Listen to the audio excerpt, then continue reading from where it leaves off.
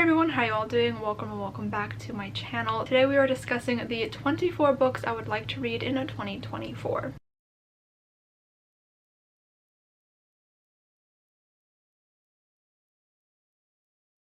These are just books that as of right now in the beginning of the year I really want to prioritize, and they're just a bunch of books that I desperately want to get to. All of these are books that are on my shelves that I own, so I'm not including any new releases or any books that I might purchase throughout the year. These are just ones that are already on my owned TBR, so let's just get started. So I've split up all of these books into different categories. So first we have some adult romances, and then we're going to get into all of the YA books that I want to read, and then I just kind of have two random books that don't have enough books to have their own categories.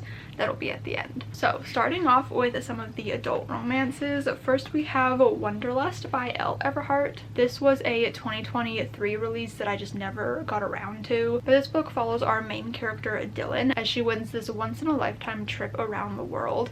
The only catch is her travel partner must be randomly chosen from her phone contacts, and in a twist of fate it lands on Jack, who is an uptight lawyer she accidentally ghosted months ago after a night out. So the vibes of that just seem super fun. That's honestly all I need to know going into this book. The next book is another 2023 release that I really wanted to get to and just never got around to, but it's Big Little Spells by Hazel Beck. This is the companion sequel to A Small Town Big Magic, which is a book I really adored. It's one of those like romance books that are a little bit witchy, a little bit magical, and they're just a lot of fun. So I just really need to get to this one. It's not going to take me a long time to read. It's just a matter of actually getting myself to sit down and read it. And then we have an ARC, and I think this is an adult book. I honestly have absolutely no idea, so I kind of just put it here, but it is The Theory of Not Quite Everything by Karen Node. This was an ARC sent to me from HarperCollins, and it came out in March of 2023, and I just never got around to it. Honestly, I don't know what it's about, but I've been really bad at reading ARCs, and I want to kind of catch up on them a little bit, which is why this one is being a priority for 2024. Dial A for Aunties by Jessie Q. Santanto. I've heard that this is just a really fun and unique book. I believe it's like a romance murder mystery kind of story, and that is just really intriguing. So hoping to get to this one soon because it seems like it's going to be a really fun time. And then we have 99% Mine by Sally Thorne. This is, I believe, sorry, I just realized that there's a special epilogue to The Hating Game inside of this book. What I was gonna say is I believe this is Sally Thorne's second novel after The Hating Game, which is one of my favorite romances of all time, and I don't know how I didn't realize that there's a special epilogue in here, so I should probably be getting to this very soon, and I will read that. That'll be my reward for reading this book, is letting myself read that epilogue instead of just diving in and reading it right now. Again, don't know what this is about. I think that's going to be a theme, another theme for this video. I don't know what any books are about, but I'm very excited to read more books by Sally Thorne because, like I said, The Hating Game is one of my absolute favorites. The next book is another 2023 release. I'm awful. It's Sorry Bro by Talene Vascuni. Again, don't know what this is about. It says an Armenian-American woman rediscovers her roots and embraces who she really is in this vibrant and heartfelt queer rom-com by debut author Talene Vascuni. Again, that's all I really need to know. This cover is stunning. And then I have 7 Days in June by Tia Williams. I just purchased this at Value Village the other day, and honestly, I've seen so many people talk about this book in the last few years, and I just knew nothing about it, but I quickly looked at the description when I was in Value Village and I was sold immediately. So I'm just gonna read the tagline at the top. 7 days to fall in love, 15 years to forget, and 7 days to get it all back again. Amazing. Also, our main character is a best-selling erotica writer, and I just feel like that's going to be really entertaining, so I definitely want to get to this one. I kind of added this on my 2023 TBR like last minute. I took another book off to put this one on there because I just was so excited about it once I bought it, so really looking forward to that one. Okay, so now we have all of the YA books. So the first one is The Library of Lost Things by Laura Taylor Namey, another book that has been on my TBR for far too long. I really enjoyed A Cuban Girl's Guide to Tomorrow? A Cuban Girl's Guide to Tea and Tomorrow? Is that what it's called? God, I'm blanking so hard right now. But this book looks like it's all about books, and that's all I really need to know. I love books about book lovers, so I am very excited about this one. It's also a short read, so it should not take me very long to get through. So I thought this was the perfect book to put on my TBR for this year. Then we have Highly Suspicious that wasn't supposed to happen. And then we have Highly Suspicious and Unfairly Cute by Talia Hibbert. I believe this is her first YA novel. I could be wrong. I think this came out last year. I absolutely adore her Brown Sister trilogy, which are adult rom-coms, so I'm really intrigued to read this YA contemporary from her. So these characters go to a 2-part survival course in the woods, and the main characters used to be best friends, which is one of my favorite tropes, so I think this one's gonna be a lot of fun. The cover is super cute, and it's also one of the most satisfyingly floppy books that I've ever encountered. It's perfect. It's perfection. So I think this is going to be a really fun reading experience because of the actual book itself, but just the experience of actually holding and reading this book I think is going to be superb. And then we have Out of Character, which I also believe was a 2023 release. I got this during Barnes & Noble's 50% off sale at some point last year, I think over the summer, and I'm just so excited for this one. This cover is so special. I don't know why, but it's just so much fun. Like, I don't know, it's just so cool. Oh, the main character is a lesbian. Love that. She's obsessed with books. As we've just mentioned, I love reading books about book lovers. She's also into screenwriting, which is just another thing because I love reading about writers in all capacities. So I think that's gonna be really fun. She has an online life. No one in her real life knows her secret roleplay addiction. I'm really excited. Did it say anxiety? It does say anxiety. I love anxiety rep so much. Yeah, so this is gonna be just such a good book. I can already tell. So many things about it are like my favorite things to read in books, so I'm really looking forward to this one, hoping that I can get to it very soon. Then we have another 2023 release, and it is You Don't Have a Shop by Raquel Marie. I really enjoyed her debut novel Ophelia After All, and so I don't know why I haven't yet gotten to this one, but I really want to.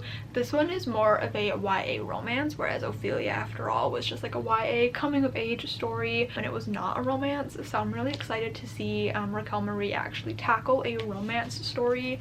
I think it's going to be very good, and all I really know about this one is like it deals with soccer, which you can really tell from the cover, and it's rivals to lovers, which is another one of my favorite tropes. So I think this one is going to be a lot of fun.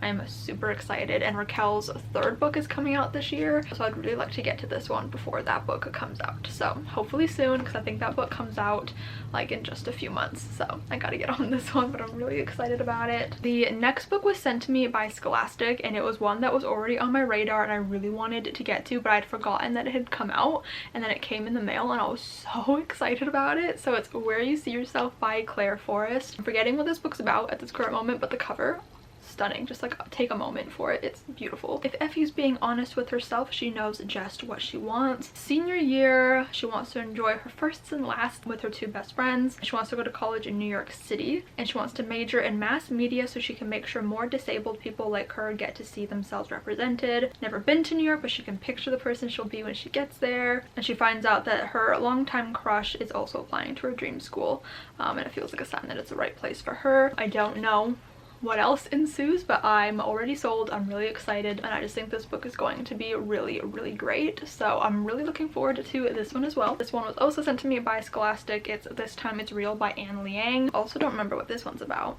Can you fall in love for real with the whole world watching? Oh my god, is this fake dating? Oh my god, it's fake dating. I love fake dating. So when 17-year-old Eliza Wynn's essay about meeting the love of her life unexpectedly goes viral, her entire life changes overnight. Does this take place in Beijing?